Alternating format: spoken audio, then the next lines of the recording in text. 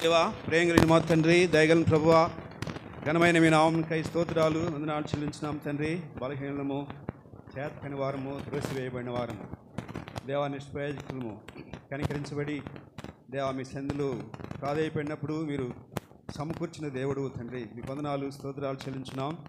ఇలాగూ బేతనీలో నీ ప్రజలైన వారిని మీరు జ్ఞాపకం చేసుకుని మీరు సమకూర్చి దేవ మరి మిమ్మల్ని ఆరాధించినట్లుగా వారికి మాకు ఇచ్చిన ధన్యతను బట్టి స్తోత్రాలు చెల్లించున్నాం. పాటలో మీరు సహాయపడిన దానికై స్తోత్రాలు దేవా. అలాగూ ప్రభా మరి బలహీనైన వారు ఉన్నారు, రోగగ్రస్తులు ఉన్నారు, మీరు కనికరించండి. యజరాన అలాగూ ప్రభా చేయబడిన ఆపరేషను దేవా మరి పరిపూర్ణమైన ఆరోగ్యం దయచేయండి. అలాగూ ప్రభా మరి మా ప్రియులు అశోక్ వాళ్ళు బావగారిని కూడా జ్ఞాపకం చేసుకునండి. ఇలా ప్రభా మరి అనారోగ్యంతో వారిని కనికరించండి, సహాయం చేయండి. మీ వాగ్దానం చేతబడి ప్రార్థించుండగా మీరు బాగు చేసే దేవుడు అందరం బట్టి మీకు వందనాలు స్తోత్రాలు చెల్లించున్నాం. దేవా మరి ఆరాధన కొరకైన భాగమును చదువుకున్నాం. దేవా మరి మీ వీళ్ళకంటే దేవా మరి శ్రేష్టమైన వాడు కాదు దేవా, మరి నాకంటే వారు శ్రేష్ఠులు, యోగ్యులు దేవా. అన్ని విషయాల్లో ప్రభు మరి వారు ప్రభు మరి మిమ్మల్ని దేవా హెచ్చించిన వారు. అలాగే ప్రభు మరి వారి ముందు నిలబెట్టుకు తగిన సామర్థ్యం ప్రభు మరి మీరు అనుగ్రహించండి, సహాయం చేయండి. నన్ను మీ సిలువ చాటును మరుగుపరచండి, నా నోట మీ మాటలు ఉంచండి దేవా. కేవలము ప్రభు మరి మిమ్మల్ని మీరు కనుపరుచుకునమని, మీరు మాత్రమే మహిమ పొందమని దేవా. శబ్దాంతరనేమి విద్యుత్తునేమి మమ్మల్ని మీ స్వాధీనం ఉంచుకుందరని మహిమ ప్రభావాలు మీకు ఆరోపించుకుంటూ రావాల్సిన వారిని ప్రభా మీరు నడిపించి మీరు మహిమ పొందమని యేసుక్రీస్తు ఘనమైన నామమునే స్తుతించి ప్రార్థించున్నామా తండ్రి, ఆమేన్. ప్రభువైన యేసుక్రీస్తు వారి ఘనమైన నామమున మీ అందరికీ శుభాభివందనం తెలియజేస్తున్నాము. అలాగూ బెరాక దాసులు, బాధులైన వారు, సంఘము, అలాగూ మరి బేతనీయ వాసులందరికీ వందనములు తెలియజేసిన వారు ఉన్నారు. ప్రియమైన వర్లరా, మనం చదువుకున్న ఈ సందర్భం మనం ఎరుగుదాము. ప్రభు మరి యెరూషలేముకు వచ్చిన సమయంలో మరి ముందు వెళుచున్నవారు, వెనక వచ్చున్నవారు ఏం చెప్పారంటే జయమని చెప్పిన వారు ఉన్నారు. ఆ తర్వాత మరి ప్రభు పేట వచ్చేవాడు స్తుతింపబడునుగా కానీ తెలియజేసిన వారు ఉన్నారు. ప్రభు పేట వచ్చేవాడు స్తుతింపబడునుగా కానీ తెలియజేసిన వారు ఉన్నారు. అలాగూ ఈ ఉదయకాల సమయంలో నీవు నేను కూడా మరి స్తుతించుటకు మనలను అర్హులుగా చేసిన దేవుడు, అర్హమైన వారిగా చేసిన వాడు ఉన్నాడు. మరి ఒకప్పుడు ఈ ధన్యత లేని వారమని మనం ఎరుగుదాం కదండి. ఒకప్పుడు ఈ ధన్యత లేని వారమని మనం ఎరుగుదాము. అయినప్పటికీ దేవుని ఉచితమైన కృపను బట్టి, ఆయన మహా మరి కనికరము, వాత్సల్యత, ప్రేమను బట్టి నిన్ను సమకూర్చిన వాడుగా ఉన్నాడు. ప్రేమించి ఆయన మన కొరకు ప్రాణం పెట్టిన బట్టి, ఆయనను విశ్వాసం ఉంచుని బట్టి, ఆ కలువరి కార్యమును మరి విశ్వాసం ఉంచుని బట్టి మనలను కుమారులుగా, కుమార్తెలుగా చేసుకుని ఆయన ఇంటిలో వారసులముగా లేదా ఘనపరిచే వారముగా, దేవుని రాజ్యమునకు వారసులముగా చేసిన వాడు ఉన్నాడని మనం ఎరుగుదాము. ఇలాగూ మరి సర్వోన్నతమైన స్థలములలో జయమని కేకలు వేయించిన శబ్దాలు మరి ఇక్కడ రాయబడినట్లుగా మనం చూస్తాం. అలాగూ మరి యేసుక్రీస్తు ప్రభు వారిని స్తుతించిన అనుభవాలను కొన్ని జ్ఞాపకం చేసుకున్నట్లయితే, యేసుక్రీస్తు ప్రభు వారిని స్తుతించిన అనుభవాలను జ్ఞాపకం చేసుకున్నట్లయితే మరి కీర్తన గ్రంథము 67 3వ వచనంలో చూస్తే అక్కడ ప్రజలందరూ స్తుతించిన వారుగా ఉన్నట్లుగా చూస్తాం.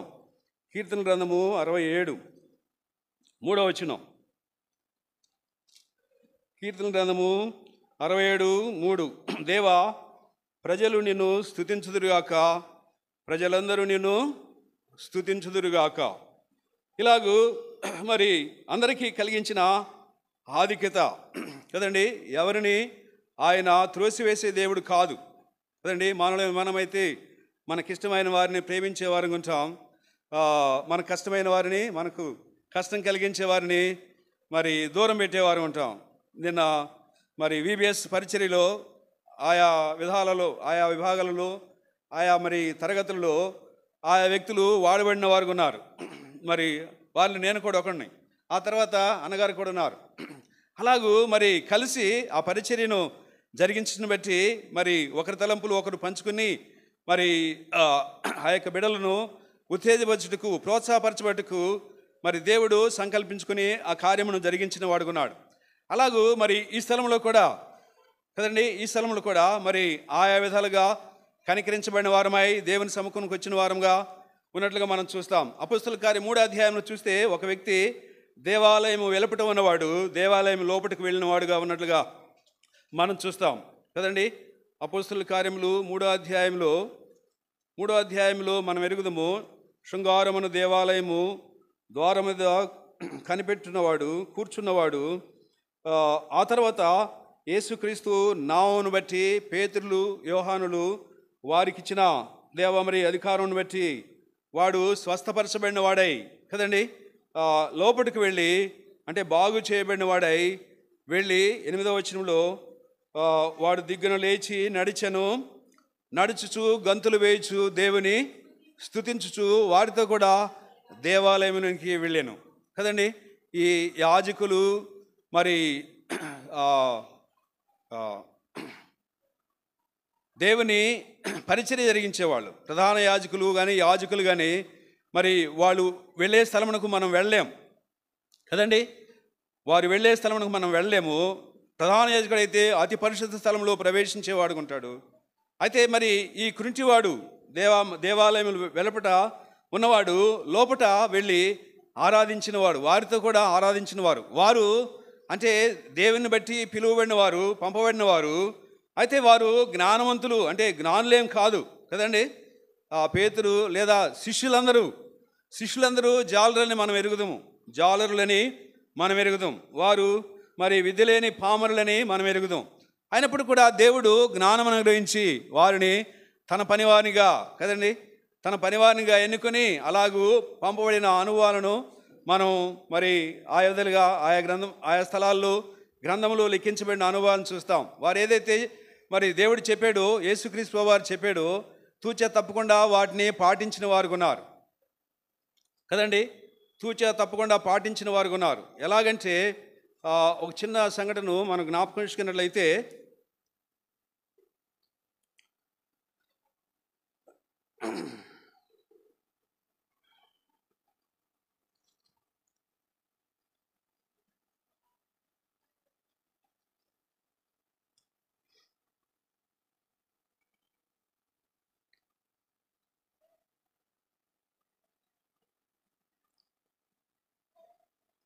చూడండి 10వ అధ్యాయం మత్తయి సువార్త 10వ అధ్యాయంలో మరి శిష్యులకు తెలియబడిన మాటలు మనం చూస్తే 9వ వచనం చూడండి. మీ సంచులలో బంగారమునైనను వెండినైనను రాగినైనను ప్రయాణం కొరకు జాలనైనను 2 అంగీలనైనను చెప్పులనైనను చేతికరనైనను సిద్ధపరచుకొనుకుడి, పనివాడు తన ఆహారమునకు పాత్రుడు కాడా అని తెలియజేసిన మాటలు మనం చూస్తాం. ఆ తర్వాత మరి అలాగూ తెలియజేసిన దాన్ని బట్టి వారు వెళ్ళిన వారు ఉన్నారు. మరి ఈ వెండి బంగారమును వారు కలిగి ఉండకూడదని దేవుడు అంటే యేసుక్రీస్తు వారు ఆజ్ఞాపించిన వాడుకున్నాడు. అలాగూ వారి కలిగి ఉండలేదని మనకి ఎక్కడ చూస్తామంటే పేతురు అది అపోస్తలుల కార్యం 3వ అధ్యాయంలో వారు అన్నారు కదా, వెండి బంగారములు మా యొద్ద లేవు కానీ మాకు కలిగినది నేను మీకు ఇచ్చున్నానని తెలియజేసి యేసుక్రీస్తు నామమున నడుమని చెప్పిన అనుభవాన్ని మనం చూస్తాం. కాబట్టి వారు ఆజ్ఞను పాటించిన వారు ఉన్నారు. అలాగూ మరి యేసుక్రీస్తు వారు ఏదైతే చెప్పాడో దానిని చేసిన వారు ఉన్నారని మనం చూస్తాం. ఆ తర్వాత మరి ఆ కృంటివాడు లోపలికి వెళ్ళి ఆరాధించిన వాడుగా ఉన్నట్లు చూస్తాం. అలాగూ మరి లూకాసు వార్త 2వ అధ్యాయంలో మరి 3 వ్యక్తులు ఆ స్థలంలో ఉన్నట్లుగా చూస్తాం. లూకాసు వార్త 2వ అధ్యాయంలో దూతలు ఆరాధించిన వారుగా ఉన్నట్లుగా చూస్తాం. గొర్రెల కాపరులు దూతలు చెప్పిన సమాచారం బట్టి వారు మరి వెళ్ళి ఆరాధించిన వారుగా ఉన్నట్లుగా చూస్తాం. ఆ తర్వాత సిమియోను ప్రవక్త మరి ఆరాధించిన వాడుగా ఉన్నట్లుగా మనం చూస్తాం. ఆ తర్వాత మరి హన్నా ప్రవక్తి అంటే ప్రభువును కొనియాడినట్లుగా చూస్తాం. ఈ గొర్రెల కాపరులు దూతలు చెప్పిన సమాచారం బట్టి వారు వెళ్ళి ఆ స్థలమును మరి ఆయనను చూచిన వారుగా, ఆ తర్వాత ఆయనను ఘనపరిచిన వారుగా ఉన్నట్లుగా చూస్తాం. ఆ తర్వాత సుమియోను 29, 32 వచనాల్లో చూసినట్లయితే యేసుక్రీస్తు ప్రభు వారిని ఆయన చేతిలో తీసుకొని ఆయనను మహింపరిచిన వాడుగా, ఆయనను స్తుతించిన వాడుగా ఉన్నట్లుగా మనం చూస్తాం. ఆ తర్వాత అన్నా ప్రవక్తిని అలాగూ మరి యెరూషలేములో విమోచన కొరకు కనిపెడుచున్న వారందరితో ఆయన గురించి మాట్లాడుచు అలాగూ ఆయనను స్తుతించిన అనుభవాన్ని చూస్తాం. ఇలాగూ మరి మార్క్స్ వార్తలో కూడా చూస్తాం. మార్క్స్ వార్తలో మరి ఆ గుడ్డివాడు త్రోవ ప్రక్కన ఉన్నవాడు యేసుక్రీస్తు ప్రభువారు ఆ స్థలమునకు లేదా ఆ మార్గమును వెళ్ళుచున్నప్పుడు, దావీదు కుమారుడా నన్ను కరుణించమని కేకలు వేసినప్పుడు మరి ఆ శిష్యులు గద్దించిన వారు ఉన్నారు. అయినప్పుడు కూడా మరి ఎక్కువగా తన అక్కరను బట్టి మరి వేడుకున్న బట్టి ప్రభు నిలిచి ఆయన పిలువమని చెప్పి తనను బాగు చేసిన తర్వాత ఆయనను వెంబడించిన వాడుగా, ఆయన ప్రకటించిన వాడుగా ఉన్నట్లుగా మనం చూస్తాం.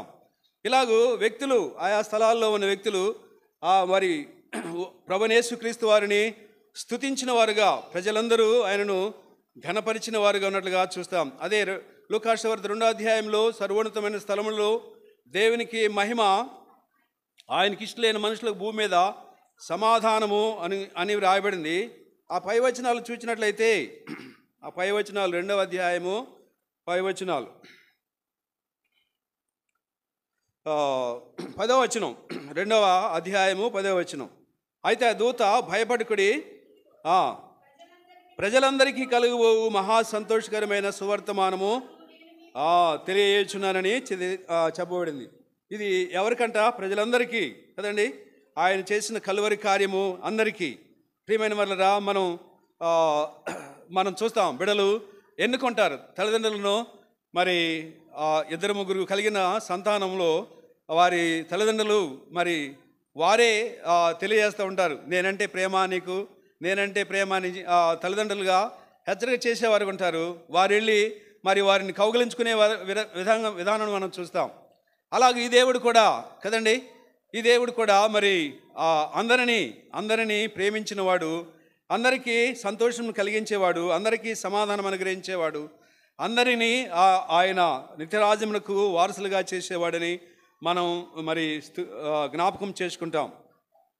ఇలాగూ రెండవదిగా జ్ఞాపకం చేసుకుంటే 69వ కీర్తన 34వ వచనం. కీర్తనలు 69:34. భూమి ఆకాశములు స్తుతించనని రాయబడింది. 34వ వచనం చదవమ్మా. భూమి ఆకాశములు ఆయన్ను స్తుతించునుగాక, సముద్రములను వాటి యందు సంచరించు సమస్తమును ఆయన్ను స్తుతించునుగాక. చాలురా. భూమి ఆకాశములు ఆయనను స్తుతించునుగాక. చూడండి, మరి సృష్టికర్త అయిన దేవుడు కదండి, సర్వమును సృజించిన దేవుడు, మరి సృష్టి యావత్తు ఆయనను కొనియాడినట్లుగా జ్ఞాపకం చేసుకుంటాం కదండి. మనమే తొలగిపోయేవారం. యెషయా గ్రంథంలో రాయబడినట్లుగా, నేను పిల్లలను పెంచి పెద్దవారినిగా చేసింది కానీ వారు నా మీద తిరుగుబడి ఉన్నారని వ్రాయబడింది కదండి. మానవ నైజం అలాగూ మరి తృణీకరించబడిన అనుభవములు మరి ఉన్నట్లుగా మనం చూస్తాం. ఆది కాలంలో చూస్తే సృష్టిని కలుగజేసిన దేవుడు, ఆ తర్వాత మరి సృష్టి యావత్తు లోబడినట్లుగా చూస్తాం కదండి. యెహోషువ మరి శత్రువుపై పగ తీర్చుకున్నట్టుకు సూర్యుని చంద్రుని ఆగిపోమంటే మరి ఆగిపోయినట్లుగా చూస్తాం. అలాగూ మరి దేవుని కొరకై దేవుని కార్యములను ఆయా ఋతువుల్లో మరి ఋతుక్రమం అనుగ్రహించిన దేవుడిగా ఉన్నట్లుగా చూస్తాం. అంటే మన పాపమును బట్టి ఋతుక్రమం తప్పిపోయిందని ఇర్మియా గ్రంథంలో ఎక్కడ చూస్తాం కదండి. అలాగూ సృష్టి యావత్తు ఆయనను మరి స్తుతించినట్లుగా మరి చూస్తాం. అలాగూ నీవు నేను కూడా మరి దేవుని ఆకారమందు దేవుని పోలికలో చేయబడిన మానవులమైన మనము మరి మాటను తిరస్కరించిన బట్టి, మాటను మరి మీరుటిని బట్టి ఆజ్ఞ అతిక్రమం పాపము, మరి పాపమునకు వచ్చు జీతము మరణమని రాయబడింది. అయితే దేవాదేవుడు మరి ఆది మానవుని ప్రేమించిన విధానం మనం చూస్తాం. వారు తొలగిపోయినప్పటికీ, వారు ఆజ్ఞను మీరినప్పటికీ దేవుడు తన ప్రేమను వెల్లడి చేసి ఏదైతే మరి కోల్పోయినారో దానిని అనుగ్రహించుటకు ఇష్టపడిన వాడుకున్నాడు. అలా మన ఎడలు కూడా తన ప్రేమను వెల్లడి చేసి మన పట్ల తన ప్రేమను కనపరిచిన వాడుగా ఉన్నాడని రోమపత్రిక 5వ అధ్యాయంలో మనం చూస్తాం. రోమపత్రిక 5వ అధ్యాయంలో ఆ విషయాలు మనం చూస్తాం. మనము ఎలాంటి వారము కదండి, మనము ఎలాంటి వారము అక్కడ భక్తిహీనమని, బలహీనమని, పాపులమని, ఇలాగ శత్రువులమని వ్రాయబడింది. అలాంటి వారి కొరకై దేవుడు తన ప్రేమను కనపరిచిన వాడుకున్నాడని చూస్తాం. అంత మాత్రమే కాదు, వారి కొరకై మధ్యవర్తిగా తిమోతి రాసిన పత్రికలు చూసినట్లయితే ఆయన మధ్యవర్తిగా మన శిక్షను ఆయన అనుభవించిన వాడుకున్నాడని మొదటి పత్రిక 2వ అధ్యాయము 4వ వచనం 5వ వచనంలో చూస్తాం. చూడండి, తిమోతి రాసిన పత్రిక మొదటి పత్రిక 2వ అధ్యాయము 5వ వచనం చదువుకుందాం.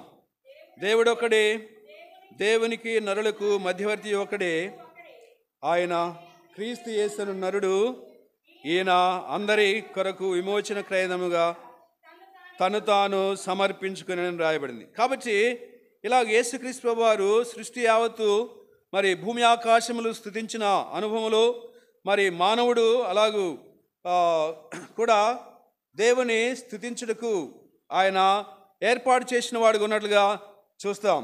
ఆయన రక్తమును చిందించిన వాడుగా, ఆయన తన ప్రాణమును ధారపోసిన వాడుగా ఉన్నట్లుగా చూస్తాం. కాబట్టి ఇలాగూ మరి ప్రజలందరూ దేవుని స్తుతించినట్లుగా భూమి ఆకాశములు మరి దేవుని స్తుతించినట్లుగా ఆ తర్వాత 145వ కీర్తన 10వ వచనంలో ఆయన క్రియలన్నీ ఆయనను స్తుతించినట్లుగా చూస్తాం. చూడండి, 145వ కీర్తన 10వ వచనం.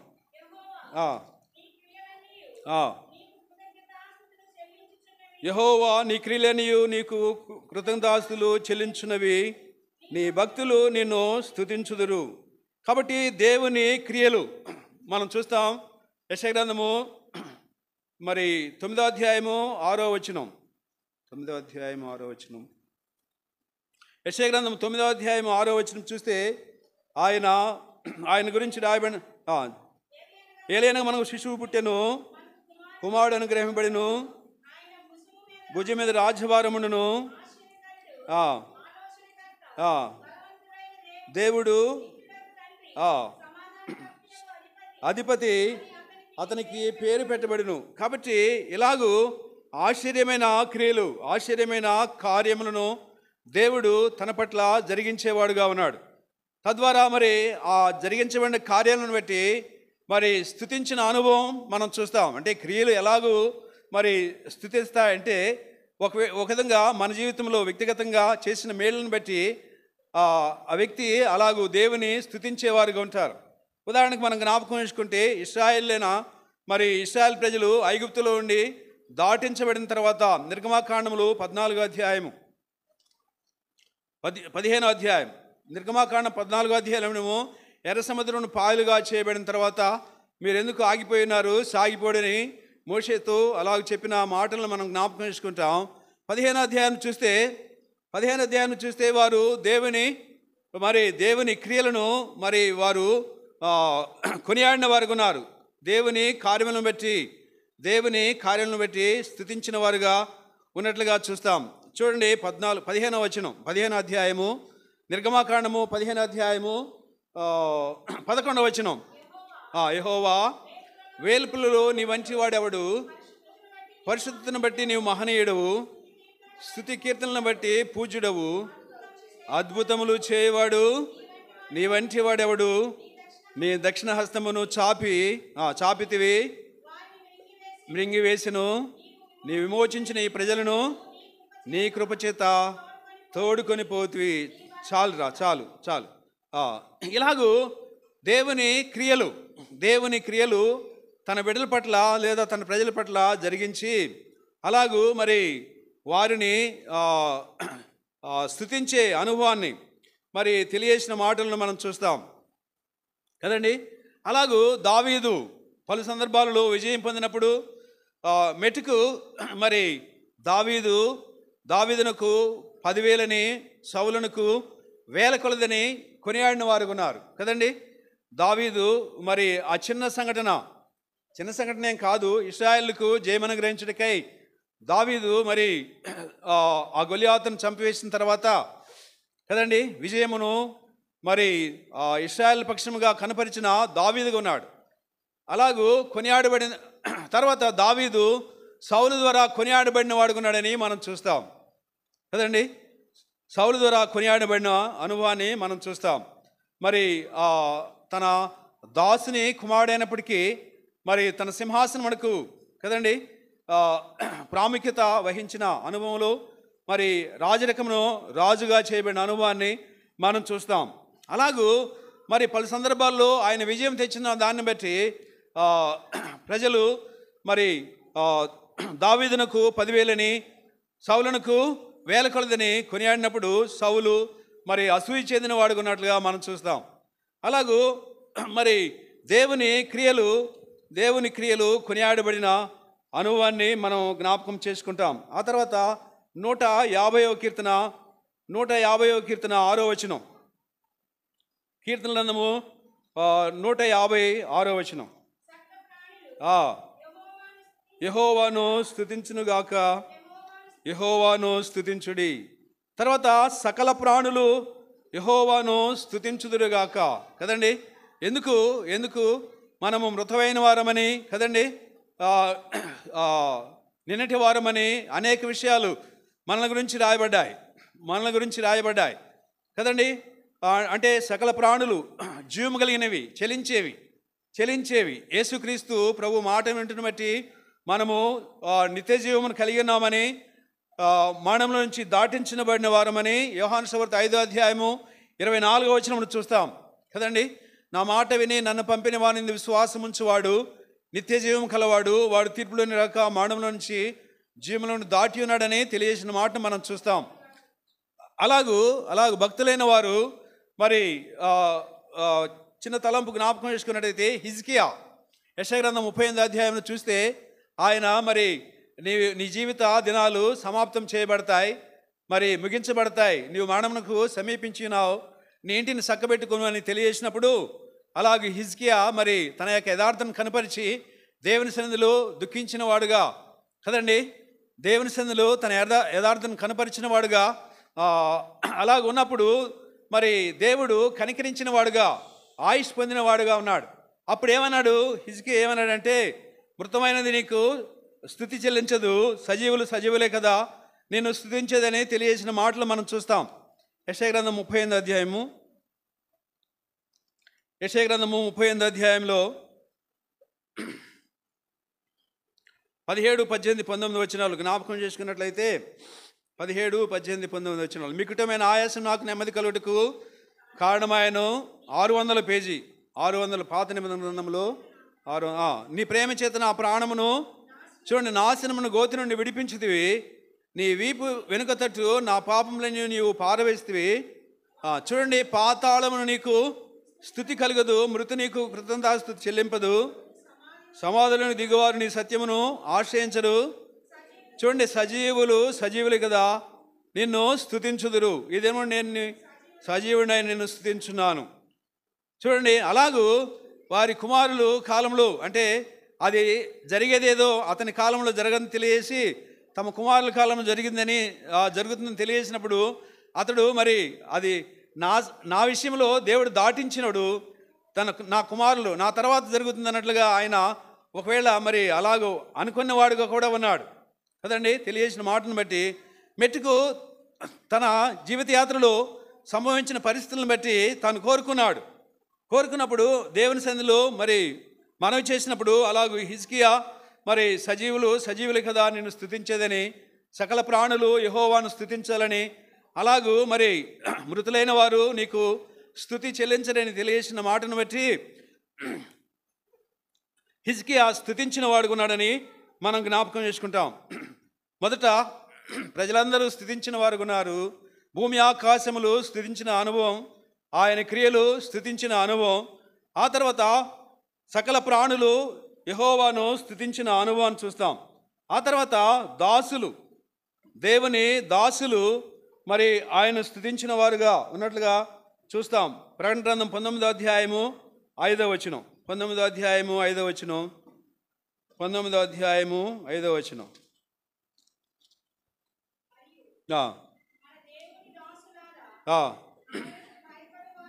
ఆ, ఆ, ఆ.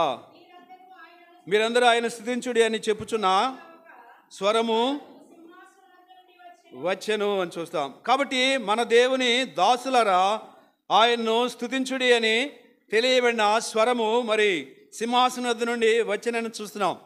కాబట్టి నీవు నేను దేవునికి దాసులముగా చేయబడిన అనుభవాలు కదండి. నీవు నేను దేవుని దాసులుగా చేయబడిన అనుభవం. ఒకప్పుడు మన స్థితి, మన నైజం జ్ఞాపకం చేసుకున్నట్లయితే చూడండి, రోమపత్రిక 6వ అధ్యాయం, రోమపత్రిక 6వ అధ్యాయము 17వ వచనం జ్ఞాపకం చేసుకుందాం. 6వ అధ్యాయము రోమపత్రిక 17వ వచనం. మీరు పాపమునకు దాసులేంటిరి కానీ ఏ ఉపదేశ క్రమమునకు మీరు అప్పగింపడుతురు, దాని హృదయపూర్వకంగా లోబడిన వారై పాపము నుండి విమోచింపబడి నీతికి దాసులైతరి. ఇంకా చాలు. తర్వాత 22వ వచనం చదువుకుందాం చూడండి.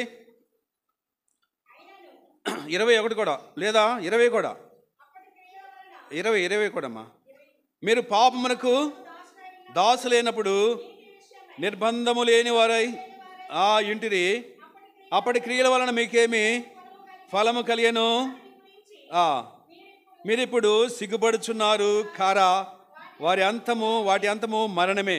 కాబట్టి ఒకప్పుడు పాపమునకు దాసులమైన మనము అప్పటి క్రియల వలన మనమేమి ఫలితం పొందామంటే, ఇప్పుడు నైజం అంటే మార్చబడిన తర్వాత మనము వాటి విషయంలో మనము ఇప్పుడు సిగ్గుపడిన అనుభవం కదండి, సిగ్గుపడిన అనుభవం. ఇలా జ్ఞాపకం చేసుకుంటే ఆయనను ఇప్పుడు పాపము నుండి విమోచింపబడి దేవునికి దాసులైనందున పరిశుద్ధత కలుగుటే మీకు ఫలము, దానంతము నిత్య జీవమని వ్రాయబడింది. కాబట్టి మనం ఒకప్పుడు పాపమునకు దాసులేమైన అనుభవంలో మరి దేవునికి మరి దూరమైన అనుభవం, దేవునికి దూరమైన అనుభవం. అలాగూ మరి ఆ క్రియల వలన మనం ఏమి ప్రతిఫలం పొందలేదు. కానీ అంటే ప్రతిఫలం అంటే అదే విధానంలో జీవించినప్పుడు నిత్య నరకమునకు పాత్రులైన అనుభవాలను మనం కలిగి ఉండేవారం. అయితే దేవుడు అలాగూ కాకుండా మన క్రియలను బట్టి ఆయన మనలను ఉద్ధరించిన దేవుడుగున్నాడు. మరణ ద్వారా మనం ప్రవేశించకుండా ఆయన మనల్ని ఉద్ధరించిన దేవుడుగున్నాడు. ఇప్పుడు మనలను దేవునికి దాసులుగా చేసుకుని ఆయనను స్తుతించేవారిగా చేసుకున్న అనుభవం మనం మరి జ్ఞాపకం చేయబడుతున్నాం. ప్రియమైన మరి ఎలాగూ మరి అటు ధన్యతను నీకు నాకు కలిగించిన అనుభవాన్ని మనం కలిగి ఉన్నాం. అలాంటి ధన్యత నీవు నేను కలిగిన అనుభవం మరి కలిగి ఉన్నాం. ఇలాగూ మరి కొన్ని సందర్భాల్లో కొందరు వ్యక్తులు మరి దేవుని స్తుతించిన అనుభవాలు ఎలాగూ స్తుతించారంటే అనుదినము స్తుతించిన వారు ఉన్నారు కదండి. చూడండి, అనుదినము స్తుతించిన వారు కీర్తన గ్రంథము 72:15, కీర్తన గ్రంథము 72:15, 72 కీర్తన 15వ వచనం. అతడు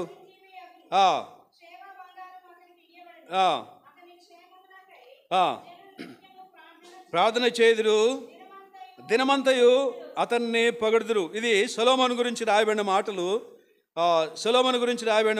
దినమంతయు అతన్ని పొగడుదురు, దినమంతయు అతన్ని పొగడుదురు. ఆ తర్వాత నిత్యము పొగడబడిన అనుభవం, 71 కీర్తన 6వ వచనం, 71 కీర్తన 6వ వచనం. గర్భవాస అనేది మొదలుకొని నీవే నాకు ప్రాపకుడివై ఇంటివి, నన్ను ఉద్భవం చేసిన వాడవు నీవే, నిన్ను గురించి నేను నిత్యము స్తుతిగానము చేయుదును, అనుదినము మరి నిత్యము దినమంతా కదండి, దినమంతా అతన్ని పొగిడిన అనుభవం. ఆ తర్వాత నిత్యము స్తుతిగానము చేసిన అనుభవం. ఈ రెండు అనుభవాలు దానియేలు కలిగి ఉన్నాడు. ఈ రెండు అనుభవాలను దానియేలు కలిగినట్లుగా చూస్తాం. రాజు దానియేలు గ్రంథము 6వ అధ్యాయం చూస్తే, దానియేలు గ్రంథము 6వ అధ్యాయంలో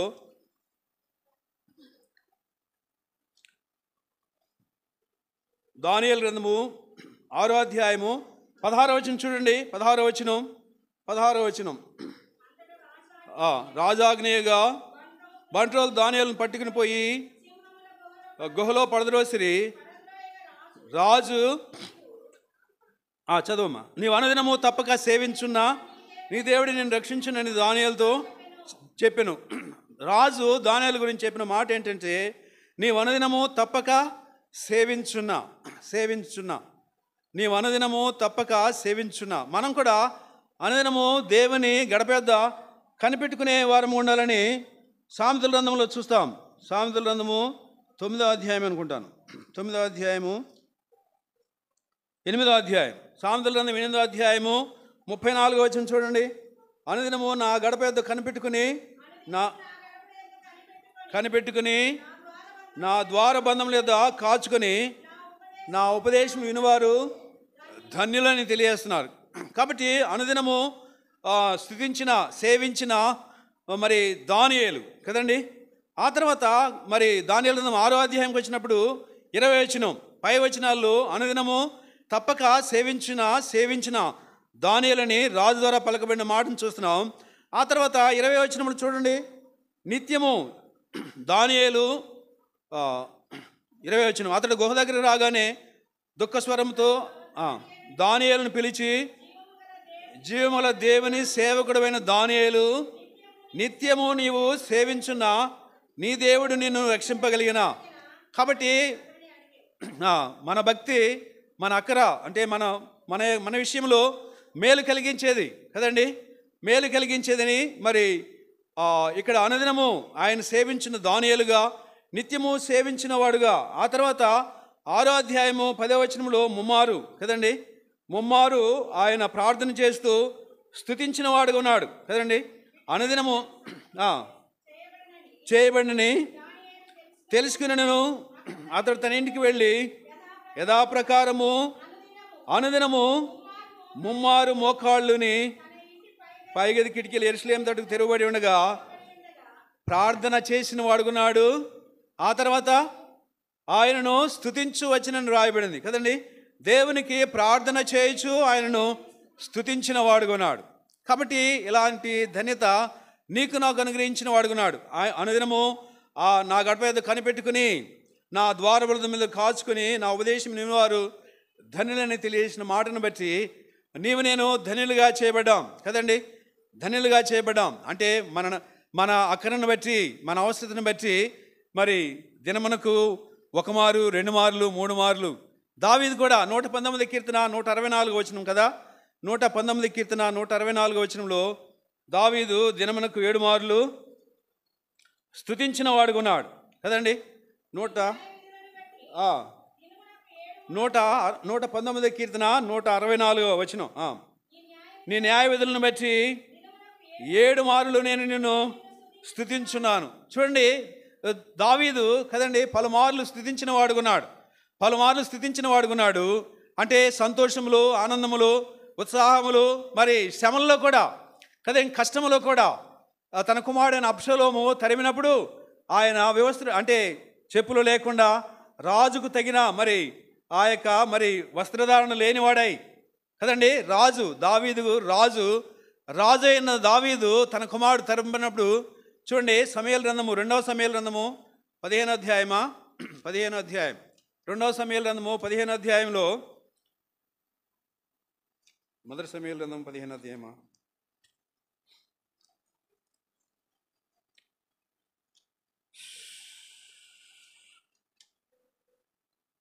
రెండవ సమూయేలు గ్రంథము 15వ అధ్యాయం ముందు చూడండి.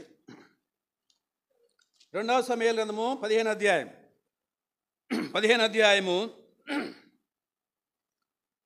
30 నుంచి చదువుకుందాం. 2వ సమూయేలు గ్రంథము 15వ అధ్యాయము 30వ వచనం నుంచి. అయితే దావీదు దొరికిందమ్మా. 2వ సమూయేలు గ్రంథము 15వ అధ్యాయము 30వ వచనం.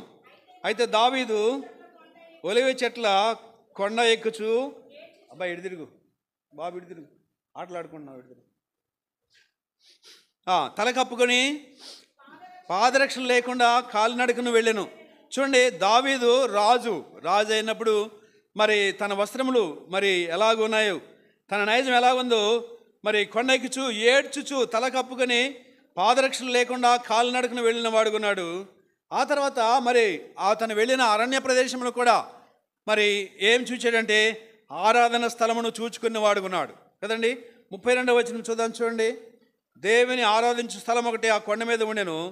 వారు అక్కడికి రాగా అర్కీడైన హూషే పైవస్త్రం చింపుకొని తల మీద ధూళి పోసుకుని రాజు కలిగిన సంఘటన బట్టి ఆ స్నేహితుడు హూషై మరి మేలు చేసినవాడు, రాజుకు మరి అనేక విషయాల్లో సహాయపడినవాడుగా, స్నేహితుడిగా, మంచి స్నేహితునిగా మరి జరిగిన సంఘటన బట్టి వస్త్రములు చింపుకొని మరి అలాగూ దుఃఖించిన వాడుగా ఉన్నట్లుగా చూస్తాం.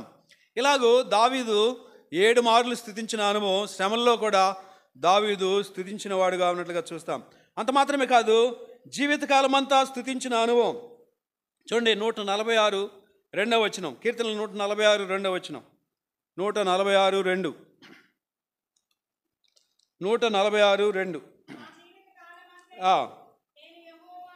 నా జీవితకాలం అంతా నేను యెహోవాను స్తుతించెదను అని రాయబడింది.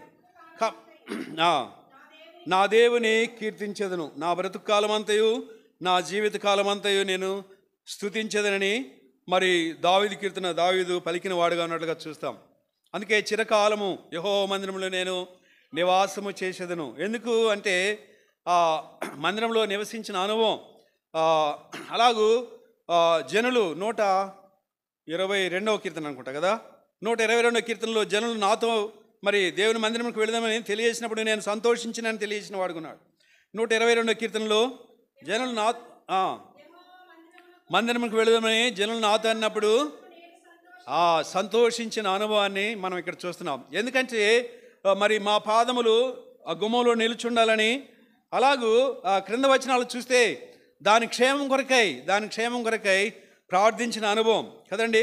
దాన్ని ప్రేమించిన అనుభవంలో, దాన్ని ప్రేమించినప్పుడు వారు వర్ధిల్లిన వారుగా ఉన్నట్లుగా చూస్తాం కదండి. ఆ తర్వాత దాని ప్రాకారంలో నెమ్మది, దాని నగరంలో క్షేమం. ఇలాగూ మరి అందుకే దావీదు చిరకాలము నివసించిన అనుభవాన్ని మనం చూస్తాం. అంత మాత్రమే కాదు, శ్రమల్లో కూడా అపొస్తలుల కార్యములు 16వ అధ్యాయంలో మరి జీవితకాలము దావీదు స్తుతించిన వాడుకున్నాడు. ఇక్కడ మరి కొందరు వ్యక్తులు ఉన్నారు, అంటే పౌలు శీలలు, వారు ఉన్న పరిస్థితి చూస్తే చాలా క్లిష్టమైన పరిస్థితి కదండి. 16వ అధ్యాయం అపొస్తలుల కార్యం 16వ అధ్యాయం చూస్తే వారు చెరసాల్లో ఉన్నారు, బొండల చేత మరి కాళ్లకు బిగించబడిన అనుభవం కదండి. ఆ తర్వాత గాయపరచబడిన వారుగా ఉన్నారు. అయినప్పటికీ కూడా వారు మరి దేవుని ప్రార్థించుచు ఏం చేశారంట, కీర్తనలు పాడుచు ఉన్న అనుభవాన్ని మనం చూస్తాం. ఎప్పుడు అర్ధరాత్రి వేళ శ్రమలో గాయపరచబడిన అనుభవం, బొండలు వేయబడిన అనుభవం. అలాగూ వారు చెరసాలలో ఉన్న పరిస్థితులను చూస్తే మరి అలాగూ దేవుని స్తుతించిన వారుగా ఉన్నారు. ఏదైనా మరి నేను మరి ఎరగవలసిన సంగతులు ఇలాగూ మరి మనము దేవుడు మనకిచ్చిన ధన్యత, మనకంటే శ్రేష్టమైన వారు గతించిపోయిన అనుభవం, మనకంటే శ్రేష్టమైన వారు గతించిపోయిన వారుగా ఉన్నారు. వారు మిగిల్చిన కార్యాలు కదండి, మంచి కార్యాలు, వారు మిగిల్చిన కార్యాలు. ఉదాహరణకి మన దైవ సేవకులను చెప్పుకుంటున్నాం కదండి. మనకు అప్పగించబడిన మరి ఈ పరిచర్య అప్పగించబడిన దైవ సేవకుల గురించి ఆయన మరి జీవిత విశేషాలు మరి తలపోసుకునే వారంగా ఉంటాం కదండి. ఆయన ఈ పరిచర్య కొరకు ప్రయాసపడిన విధానం కదండి, మన పితరులు చెప్పిన దాన్ని బట్టి, మనం చదివిన దాన్ని బట్టి కదండి, ఆయన అనుభవాలను, ఆయన ఉన్నతమైన మరి జ్ఞానం అభ్యసించి మరి ఒక న్యూస్ పేపరు జయరాజు గారు చెబుతూ ఉంటారు, ఒక న్యూస్ పేపర్ వేసుకుని అలాగూ దానిని ఆ రాత్రి ఆ స్థలంలో ఉండి పరిచర్య చేసిన వాడుకున్నాడు. ఆహారం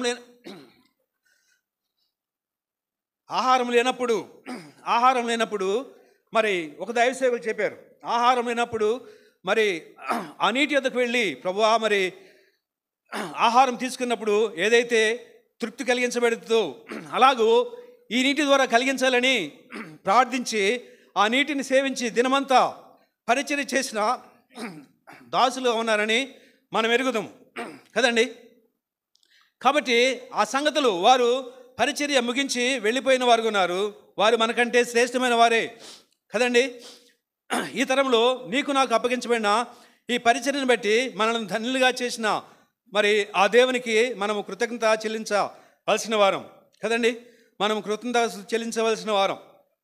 ఇలాగూ ఇంతటి సౌఖ్యం వారు అనుభవించలేదు కదండి. ఇంతటి సౌఖ్యం వారు అనుభవించలేదు.